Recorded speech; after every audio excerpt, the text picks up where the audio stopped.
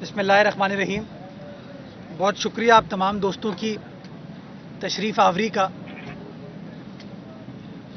पिछले साल सितंबर में वज़ीर आला सिंध ने कराची से गंदगी को साफ़ करने की कैंपेन स्टार्ट की थी, जो कि 30 रोज़ पर मुहित थी।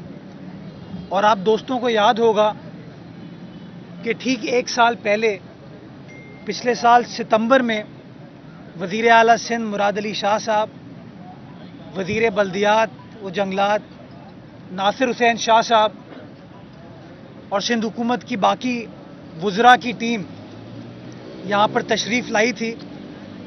और एक साल पहले जिस जगह हम बैठे हैं, यहाँ पर ना सिर्फ कचरे का ढेर था बल्कि एक शादी हॉल भी था।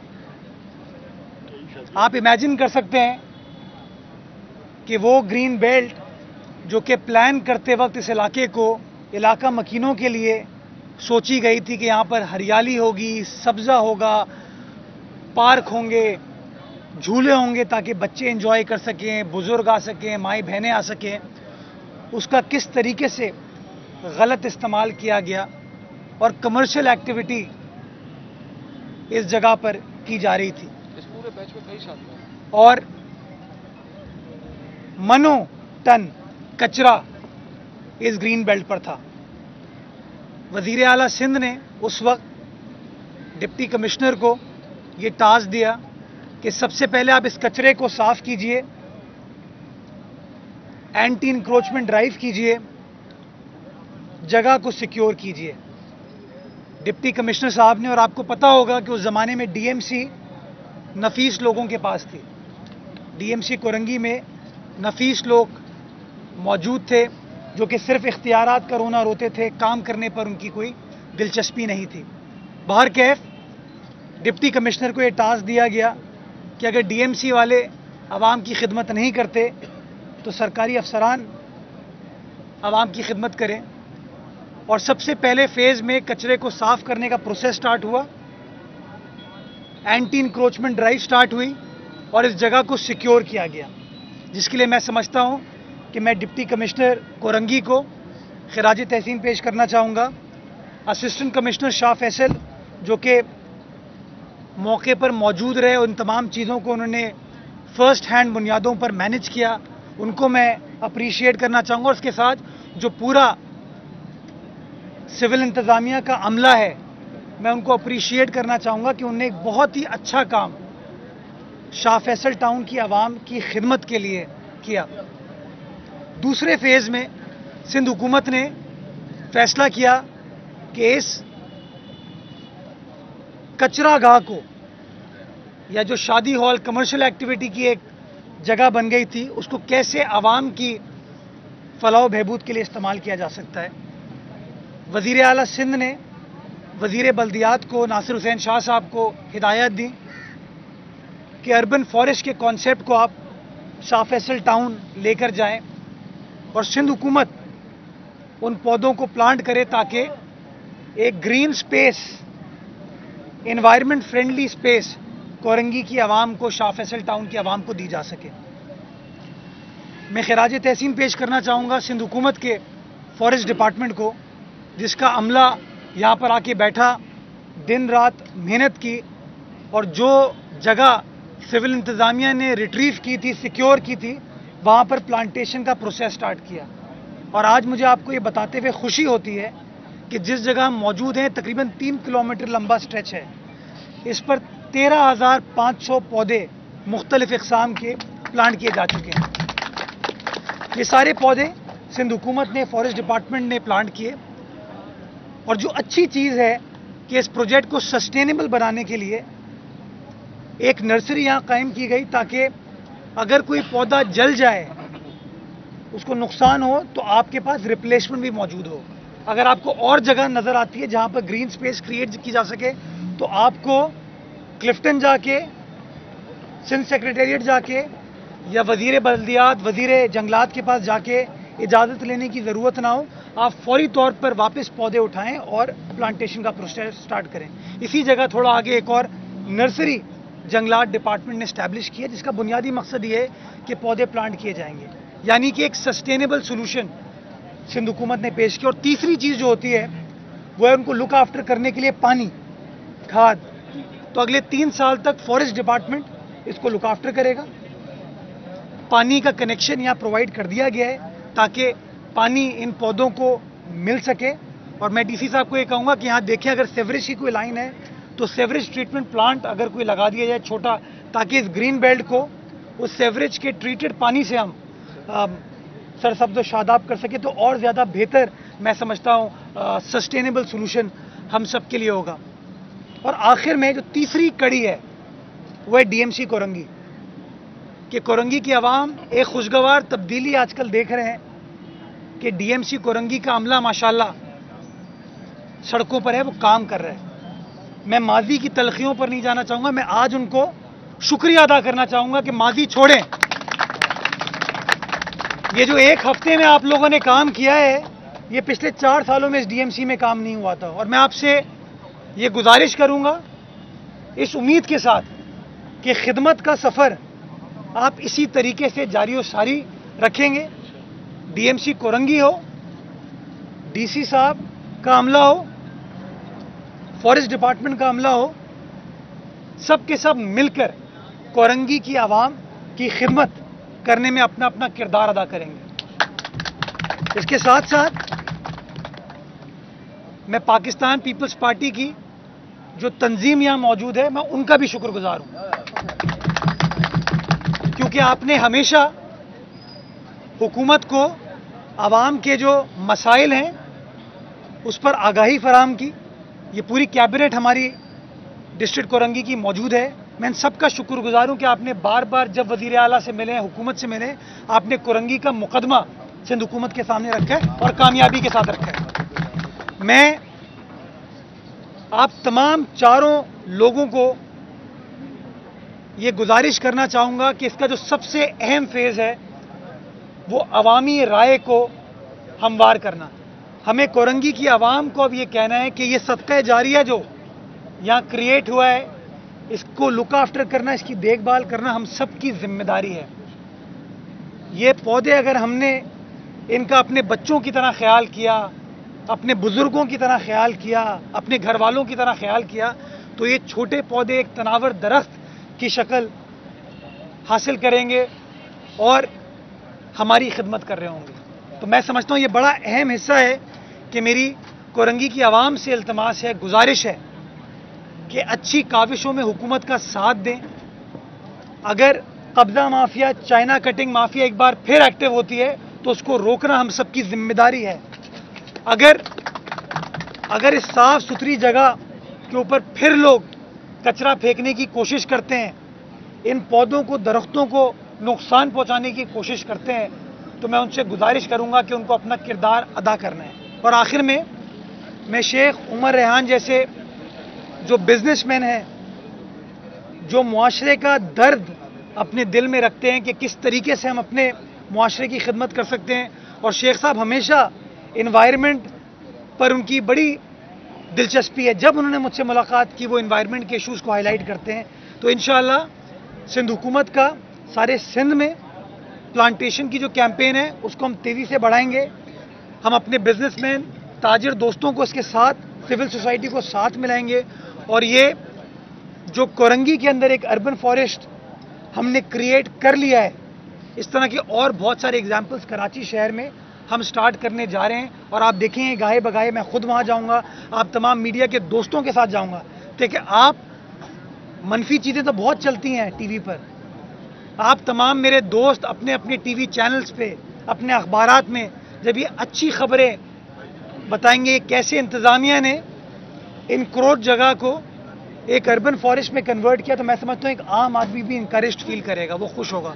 तो मैं समझता हूँ हम सबको मिलकर काम करने की ज़रूरत है। अल्लाह ताला हम सबकी मदद फरमाए ताकि इसी तरीके से खिदमत का प्रोसेस आगे चल सके। आप ये बताएं कि आप जब यहाँ पर एक अच्छी खबर, यानी लोगों को ये सायादार दरख्त मिलेंगे, वहाँ पर सैलाब के दौरान सिंध के मुख्तलिफ इलाके इन सायादार दरख्तों से महरूम हो चुके, लोगों के करोड़ों की मिल्कियतें जो है वो ख़त्म हो चुकी है। बड़ी आबादी इस वक्त भी लाखों की तादाद में सड़कों पर है, लेकिन वज़ीर आज़म साहब जो जो कि मदीना की रियासत कायम करना चाहते हैं, वो वजीर आजम अभी तक वहां पर नहीं आए उस इलाके में जहां उनको आना चाहिए।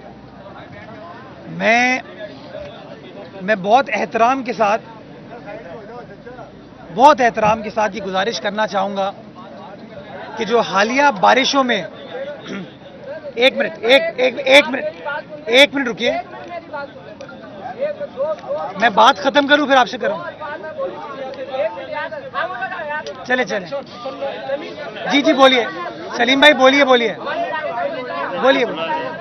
आप आइए बाबा, आइए जी। असल में दो बातें सुने, ये हमारे जो मोहल्ले का, गलियों का, जो हमारी सेवरेज जो आप चल के विजिट करें, सही है ना, आप देखेंगे तो आपको खुद एहसास होगा कि यार ये लोग कैसे रह रहे हैं। मेरा ये सिर्फ ये है कि आप जरा सा वो काम उसको तरजीह दें। हाजी साहब, मैं गुजारिश करूं वो नफीस लोग चले गए हैं, फिक्र ना करें आप, इंशाल्लाह। आप नफीस आ गए सर, इंशाल्लाह। तो ये जो है ना, मतलब इंशाल्लाह ये डीसी साहब आपको काम करते हुए नजर आएंगे। ये हैदराबाद का है, अपना टेलीफोन नंबर दे दीजिए इनको। सारे गटर भरे हुए हैं। हाजी साहब टेलीफोन नंबर दीजिए, अपना नंबर लिखो जी। वजीर आजम अभी तक उन इलाकों में नहीं पहुंचे, इसकी क्या वजह है? इसकी वजूहत तो आप वजीर आजम से या उनकी टीम से पूछ सकते हैं, लेकिन मैं सिंध की आवाम का मुकदमा एक बार फिर पाकिस्तानी मीडिया पर रखना चाहूँगा, इस गिले के साथ, इस शिकवे के साथ कि जिस तरह की हालिया बारिशों में सिंध के 20 अजला के अंदर तबाही हुई है, बिलखुसूस 27 अगस्त को जो आखिरी स्पेल था बारिश का, जिसमें कराची के 6 के 6 अजला और अंदरूने सिंध में उमरकोट, मीरपुर खास, बदीन, सांगड़ में जो तबाही हुई है, मैं समझता हूँ वफाकी हुकूमत को अपना किरदार अदा करने की ज़रूरत है। और वज़ीर आला सिंध ने जब वज़ीर आज़म पिछले दिनों कराची तशरीफ़ लाए थे तो उस वक्त भी सिंध की आवाम का ये मुकदमा वज़ीर आज़म के सामने रखा था, उनको बताया कि हालात कितने ख़राब हैं, उन लोगों के जो इस वक्त अपनी छत के बग़ैर हैं, अपने मवेशी के बग़ैर हैं, अपने घरों में नहीं रह रहे। उसके बाद वज़ीर आला सिंध ने एक ख़त भी इरसाल किया वज़ीर आज़म पाकिस्तान को कि आपको अपना किरदार अदा करने की ज़रूरत है। जो अंदरूने सिंध नुकसानात हुए उसके हवाले से भी, और कराची शहर में भी जो लोगों के बारिश के हवाले से नुकसानात हुए, लेकिन अभी तक कोई हमें मुस्बित जवाब छोड़ें जवाब वफाकी हुकूमत की जानिब से मौसूल नहीं हुआ। सदर मुमलिकत कराची तशरीफ़ लाए थे और उन्होंने दौरा भी किया था इन मुतासिरा इलाकों का, और मैंने उनके बयानात देखे तो उन्होंने तशवीश का इजहार किया था कि लोग बड़ी मुश्किल में हैं। लेकिन अगेन अफसोस के साथ मुझे कहना पड़ता है कि वो प्रेस कॉन्फ्रेंस तो हो गई, मीडिया पे खबर तो चल गई, लेकिन उन अजला की आवाम के मसाइल हल करने के लिए किसी पैकेज का ऐलान वफाकी हुकूमत की जानिब से नहीं आया। कराची के अंदर जो तबाही हुई है उसके हवाले से भी कोई नुकसान वफाकी हुकूमत की जानिब से नहीं आया। तो मैं एक बार फिर सारी सिंध की आवाम का मुकदमा मीडिया पर रखना चाहूँगा। वज़ीर आज़म पाकिस्तान से वफाकी हुकूमत से गुजारिश करना चाहूँगा कि जो लाखों करोड़ों रुपए का नुकसान सिंध की आवाम को हुआ है, सिंध की मईशत को हुआ है, पाकिस्तान की मईशत को हुआ है, उसमें लोगों को सहारा देने के लिए, लोगों की मदद करने के लिए जो वफाकी हुकूमत को किरदार अदा करना चाहिए था वो उन्होंने नहीं किया। लेकिन मैं गुजारिश करूँगा कि चलें, अगर आपने पिछले 2, 2.5, 3 हफ्ते में या 2 सालों में नहीं किया तो आज से वो प्रोसेस स्टार्ट करें। तकलीफ़ की घड़ी में मैं मीडिया से भी गुजारिश करूँगा कि आपका कैमरा दिखाए कि इन 4 अजला में कितनी परेशानी है, कितनी मुसीबत है, और सिंध हुकूमत जो कुछ कर सकती है वो कर रही है। मैं उन फलाही इदारों का भी शुक्रिया अदा करना चाहूँगा जिन्होंने इस मुश्किल वक्त में सिंध हुकूमत की मदद की और लोगों के साथ खड़े हैं। लेकिन मैं समझता हूँ तबाही का जो मैग्नीट्यूड है वो बहुत ज़्यादा है, और लोगों को लुक आफ्टर करने के लिए सिंध हुकूमत के साथ वफाकी हुकूमत को अपना किरदार अदा करने की ज़रूरत है। अगर वज़ीर आज़म दौरा करेंगे, जिस तरह चेयरमैन पीपल्स पार्टी बिलावल भुट्टो जरदारी ने 5-6 रोज़ वहाँ पर गुजारे, लोगों की तकालीफ देखी, परेशानियाँ देखी, तो मैं समझता हूँ उस तकलीफ़ और दुख को वो एहसास कर पाएंगे, महसूस कर पाएंगे और उसका मदावा कर पाएंगे। गुजर नालों पे जो ऑपरेशन शुरू होना था उसकी वजह से जो बारिशें पड़ी और वो नाला जो उबल पड़ा, लोगों के घरों में पानी गया, उस ऑपरेशन का क्या हुआ, क्यों क्या है, क्या क्या मसला है? ऑपरेशन हो रहा है, उसमें फैसला सिंध हुकूमत ने ये किया है कि जो लोग अपने घरों में रह रहे हैं उनको इस तरीके से बेघर नहीं किया जाएगा जब तक उनके लिए कोई मुतबादिल तलाश नहीं किया जाता। लेकिन जो दुकानें हैं वहाँ पे जो कमर्शियल एक्टिविटीज़ हैं उनके खिलाफ कार्रवाई की गई है और वो की जा रही है। हम ये समझते हैं कि गुज्जर नाला जो कि माजी में 200-250 फीट चौड़ा था, जो अब कुछ मकामात पर 20-25 फीट रह गया है, वो जो चाइना कटिंग और इंक्रोचमेंट हुई है उसकी वजह से बड़ा नुकसान हमारे पूरे शहर को हुआ है। और हम शहरियों को ये समझने की ज़रूरत है कि कभी कभार वो छोटा सा मफाद जो है ना, वो बड़े मफाद को, पूरे शहर के मफाद को, और चूंकि कराची पाकिस्तान को चलाता है, पाकिस्तान के मफाद को अफेक्ट करता है। मैं गुजारिश ये करना चाहूँगा कि इस इंक्रोचमेंट रिमूवल प्रोसेस में हुकूमत का साथ देना चाहिए लोगों को, ताकि इस जगह को सिक्योर किया जा सके और ये जो बारिशों की तबाहकारी है इसको मिटिगेट किया जा सके। आप सब समझते हैं कि पानी अपना रास्ता निकाल लेता है।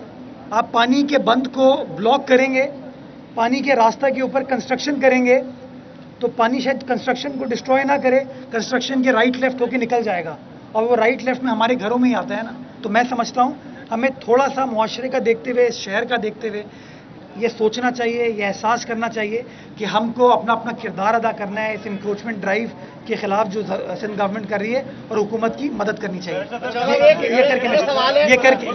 मेरा सवाल है, जिला कोरंगी बड़ा खूबसूरत पढ़े लिखे लोगों का शहर कहलाता था। एक भी साइंसदान कदीर साहब कोरंगी में रहते थे, अब नाबीना स्कूल के साथ। ये हाल है कि लांडी, कोरंगी, 36 भी, चुराग होटल, जिसमें मेरी वालदा का मेरी जाय पैदाइश भी। लेकिन इतना कचरा, जब सदर साहब आए थे तो थोड़ा सा कचरा, बिल्कुल नो डाउट बहुत अच्छा काम हो रहा है। कोरंगी क्रॉसिंग में बेंचें आपने लगवाई, सड़क लगवाए, फॉरेस्ट ग्रुप पैसे, बड़ा खूबसूरत लगता था। फैमिली रुक के बैठ भी जाती थी, सारे समंदर जाने से पहले वहाँ बैठ जाती। लेकिन वहाँ उसके बाद आपने लगा दिए, पैसे खर्च हुए, कुछ नहीं हुआ। यहाँ भी यही होगा कि आप चले जाएंगे, उसके बाद माशाअल्लाह सुभान अल्लाह बिल बन जाएगा। ये बैठे, लेकिन कोरंगी का हाल देखे, नेशनल हीरो उसके घर के आगे कचरा जला जहां वो पढ़ा करते थे बैठ के। उस पार्क का हाल देखें जो कोरंगी का है। मेडिकल कॉलेज बनना है 36 में, नफीस लोगों ने बना के ही नहीं दिया। तो अस्सी तक आवाम आपकी तरफ देख रही है कोरंगी की। अच्छा चांद भाई, ये शायद बहुत लोग मेरा आपका रिश्ता नहीं जानते, आपसे तो मैं मजाक भी कर लेता हूँ। आप रेड जोन में एक जगह पे जो बहुत टाइम गुजारते हैं ना, वहाँ इतना ना गुजारे। आप मेरे दफ्तर भी आके बैठा करें ताकि आपको काउंटर नैरेटिव भी मिले कि वो जो एक तरफ की स्टोरियां चलती हैं ना, वो ना चले। आपकी बात बिल्कुल दुरुस्त है, आपकी बात बिल्कुल दुरुस्त है कि माजी में बहुत ख़राब चीज़ें हुई, लेकिन जिन लोगों ने की उनसे सवाल पूछना चाहिए। एक हफ्ते के अंदर पिछले पीर से जो निज़ाम तब्दील हुआ है वो एक अच्छी तब्दीली है, एक खुशगवार तब्दीली है। वही डीएमसी की मशीनरी जो कि आपको सड़कों पर नज़र नहीं आती है, मुझे खुशी होती है, मैं देखता हूँ यार वो मशीनरी चल रही है। वो सैनिटरी स्टाफ जो कि आपको सड़कों पर नज़र नहीं आता था, आज वो नज़र आ रहा है। तो किसी ना किसी ने तो कोशिश की है, तो मैं उस कोशिश को अप्रिशिएट करूंगा, उस कोशिश को सपोर्ट करूंगा। और आपको इस बात की यकीन दहानी कराऊंगा कि इसी शहर के बेटे हैं हम, इसी शहर में पले बड़े हैं, घूमते फिरते हैं, चक्कर लगाते रहेंगे, चीज़ों को देखते रहेंगे। और आप जैसे दोस्त मौजूद हैं, जहाँ कोई खराबी होगी आप मुझे बताइएगा, इंशाल्लाह कार्रवाई करेंगे। डीसी मौजूद है, पकड़ेंगे, सवाल पूछेंगे। और मैं लोगों से कहूंगा कि जिन लोगों ने तबाही की उनसे भी सवाल पूछें, और जो अब खिदमत करने के लिए आए हमसे भी इंशाल्लाह सवाल पूछेंगे। ये दो ये करके आपने ये यहाँ पौधे लगा दिए हैं, इसके पीछे वाले रोडों पे जाके देखें, पानी इतना अभी तक खड़ा। अभी चलता हूँ मैं, अभी आप चले मेरे साथ 1 नंबर में, आप देखिए क्या हाल है। देखिए यही वो तब्दीली है कि जब नफीस लोग होते थे इस तरह की बातें नहीं हो पाती थी, लेकिन आज अल्हम्दुलिल्लाह आप कह रहे हैं, मैं सुन रहा हूँ। सवाल नहीं करता जब कोई, वही ना, वही डरते थे, सवाल नहीं करता। अब वो डर और खौफ की फिदा खत्म। अब आपने सवाल कर रहे हैं तो उनका काम भी करके दिखाया। आप भी नए पौधे लगा दें, पुरानी चीजें नहीं देख रहे। पानी यहाँ गंदा आता था, अब 1 हफ्ते से कभी मिल रहा है अब, लेकिन पानी नहीं मिल रहा। हाजी साहब ये बताइए कि यहाँ पर कचरा होता था माजी में? यहाँ होता था, यहाँ पर शादी हॉल था, बिल्कुल था। कचरा साफ हो गया, शादी हॉल चला गया? नहीं, कचरे अभी पूरा साफ नहीं, मैं इस ग्रीन बेल्ट की बात कर रहा हूँ। ग्रीन बेल्ट न बना, आपने अभी लगा दिए कि घरों पानी भरा हुआ, जो बाहर नहीं निकल सकते, नमाज के लिए नहीं जा सकते, उनका क्या करेंगे? करके देंगे आपको मसला हल, करके देंगे, करके देंगे इंशाल्लाह। शाफी साहब की नुमाइंदगी करते हुए तो हमारे फतेहदार जो रोज ठेले लगाते हैं, कैबिने लगाते हैं, ठेले, उनको रोजाना हटा दिया जाता है, फिर वो आते हैं फिर हटा दिया जाता है। तो मैंने गुजारिश है उनकी एक जगह मखसूस कर दी जाए ताकि रोज का हमारा ये मसला खत्म हो जाए। ये देख पूरे शाफी साहब में इसको देख लेते हैं, इस इशू को किस तरीके से रिजॉल्व किया जा सकता है। और स्ट्रीट लाइट सर रात में जलनी चाहिए, दिन में भी जल्दी कोई जाने वाला कर लेते हैं, ठीक है। अरे इसका देखिए अब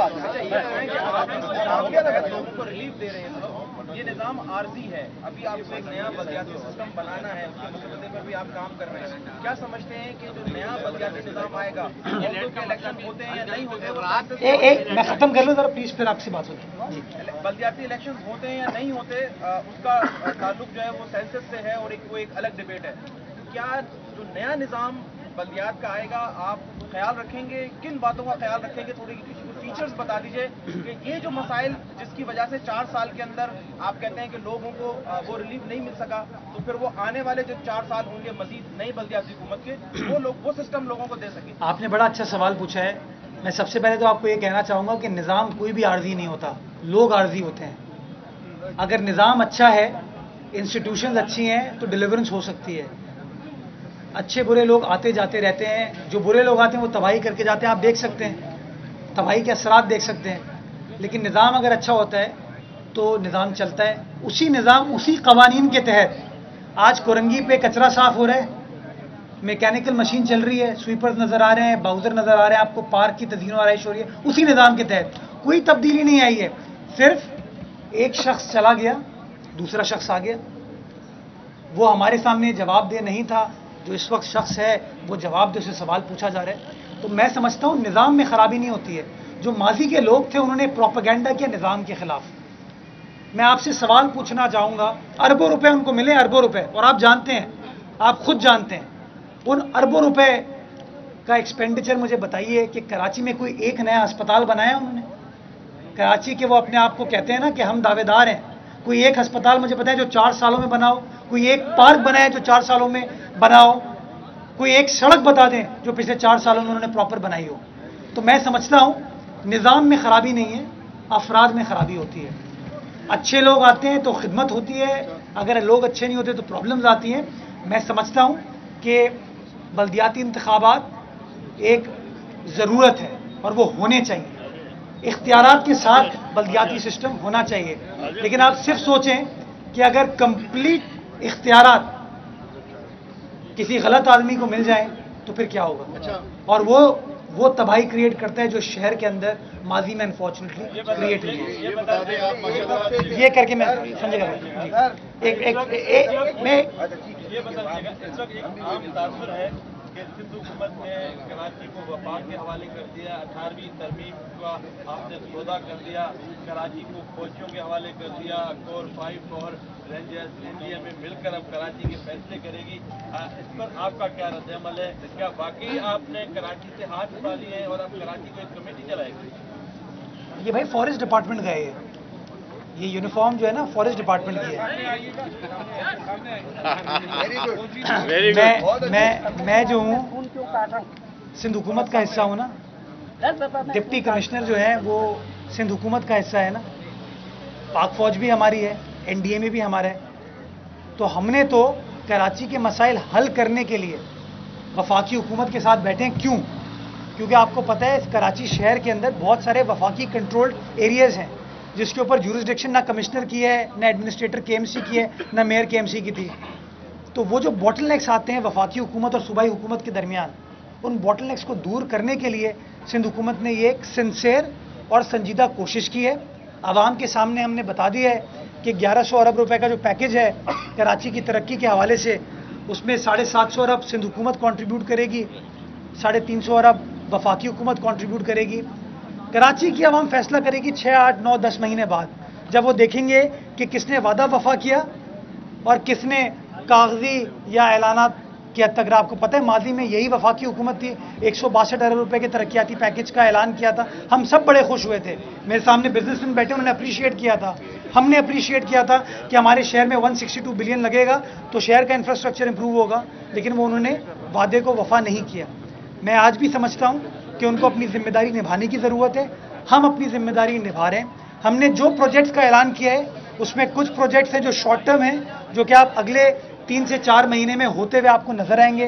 कुछ मीडियम टर्म, कुछ लॉन्ग टर्म है जिसके अंदर कंप्लीशन में थोड़ा टाइम लगेगा, लेकिन आपको तरक्की का सफ़र, खुशगवार तब्दीली का सफ़र कराची में नजर आएगा और आप देखेंगे कि अवामी मसाइल हल किए जाएंगे। मैं आपसे भी गुजारिश करना चाहूँगा कि इसको कोई टग ऑफ वॉर बनाने की ज़रूरत नहीं है। कराची हम सबका शहर है। कराची सिर्फ सिंध का कैपिटल नहीं है, सारे पाकिस्तान का इंडस्ट्रियल, कमर्शियल, फाइनेंशियल कैपिटल है। और मैं एक बार नहीं कई बार कह चुका हूं कि वफाकी हुकूमत को अपना किरदार अदा करने की जरूरत है कराची की तरक्की के हवाले से, चूंकि कराची पाकिस्तान को 70% रेवेन्यू कमा के देता है। तो मैं तो बार बार कराची का यह मुकदमा वफाकी हुकूमत के सामने रखता रहूंगा कि आपको कराची के ऊपर इन्वेस्ट करना होगा, आपको कराची के अवाम की खिदमत करनी होगी। आप इस्लामाबाद में ये बैठ के नहीं कह सकते कि हमारी जिम्मेदारी नहीं है। कराची पाकिस्तान को चलाता है, इस्लामाबाद में बैठी हुई वफाकी हुकूमत को कराची की खिदमत करनी होगी। और मैं समझता हूँ हमारे मौक़िफ़ की, जो वज़ीर आला सिंध बार बार वफाकी हुकूमत को ये डिमांड कर रहे थे, उस मौक़िफ़ की जीत हुई है। जब वफाकी हुकूमत कराची तशरीफ़ लाई, वज़ीर आज़म कराची तशरीफ़ लाए और उन्होंने कराची के मसाइल को ओन किया, सिंध हुकूमत के मौक़िफ़ की तायीद की और उन्होंने वादा किया कि हम इतने पैसे लगाएंगे। अब हमें कोशिश इस बात पे करनी है कि जो वादा किया है वफाकी हुकूमत ने, वो वादा वफा हो, उस वादे की तकमील हो। और जो वादा सिंध हुकूमत ने किया है, मैं और आप तो रोज़ मिलते हैं, आप रोज़ मुझसे सवाल कीजिएगा, मैं जवाब देने को तैयार हूँ। ये पहले बता दें कि आप माहिर कानून भी हैं। कल जिस तरह की इस्लामाबाद में कानून साजी की गई, कौमी असम्बली में जो स्पीकर ने किरदार अदा किया, जिस पे आपकी अपोजिशन जमातों ने काफ़ी एहतजाज भी किया, तो ये आप क्या कहेंगे, ये मुल्क को किस तरफ लेके जा रहा है? क्या के मसाइल के बारे में बात करें, मुझे मेहरबानी कीजिए। कानून साजी को सिंध में बैठ के ये कर ही देंगे आप आइए। सर शाह फैसल का एक छोटा सा मसला ये कि अभी एक हफ्ते से अल-फलाह सोसाइटी शौकत उमर अस्पताल के सामने, ये आपको वहाँ से लाए भी नहीं है, मुस्तकिल गटर का पानी बह रहा है। बात सुने ना सर, बात तो आप समझे, मैं आपके हम मेरी गुजारिश सिर्फ बताने की गुजारिश आपसे ये है कि मेहरबानी कीजिएगा, आप किसी की बात को ना जायज कीजिएगा, खुद देखिएगा। अभी यहाँ से वापस चलिएगा हमारे साथ, हम आपके साथ हैं और हमारा वोट बैंक भी आपके साथ है। अभी आपके साथ चलेंगे, पुराने लोगों के साथ ही जाएंगे। क्यों? क्योंकि हमने पुराने सिर्फ परेशानी देखी है। हमारी रेलवे ट्रैक के साथ 1 टन कचरा पड़ा हुआ है, उसको ना देखा जाता है। जैसे ये प्लांटेशन आपने यहाँ कराई है, वहाँ तो आपको पूरा किलोमीटर ट्रैक मिलेगा, आप वहाँ करा दें लोगों के लिए। ये कागज का दूसरा सफा पढ़िएगा, जरा पढ़िएगा। ये बात की गई है। मैं आपसे गुजारिश ये करा था कि अभी चूंकि मीडिया के दोस्त साइड में हो जाए भाई। हाँ, देखिए पार्लियामान का इस्तेहकाक है, उसकी आईनी जिम्मेदारी है वो कानून साजी करे, लेकिन मैं समझता हूँ कानून साजी का जो प्रोसेस है वो बैलेंस तरीके से चलना चाहिए। और स्पीकर जो है वफाकी हुकूमत का नुमाइंदा नहीं होता, वो एक बाई पार्टीजन शख्सियत है, उसको अपना किरदार न्यूट्रल अंदाज से अदा करने की ज़रूरत है, जो कि अनफॉर्चुनेटली उन्होंने अदा नहीं किया। जो अपोजिशन जमातें प्रोटेस्ट कर रही थी या जो पॉइंट ऑफ व्यू रेज कर रही थी, वो भी बड़े वैलिड पॉइंट्स हैं, फंडामेंटल राइट से रिलेटेड पॉइंट्स हैं, कानूनी एस्पेक्ट से रिलेटेड पॉइंट्स हैं। उन चीज़ों को सुनना चाहिए था। और काबिल अफसोस चीज़ ये है कि एक तो उनको बात नहीं करने दी, जब उन्होंने वॉकआउट कर लिया, बाद में जो वज़ीर आज़म ने अकेले खड़े होकर तकरीर की, उसमें जो उनका लबो लहजा था, मुझे नहीं पता वो क्यों चाहते हैं कि लड़ाई झगड़ा हो, क्यों नहीं वो अफाम व तसीम के साथ मसाइल को हल कर सकते। मैं समझता हूँ थोड़ा सा वफाकी हुकूमत को अपनी रविश को तब्दील करने की ज़रूरत है। सर आपने बोला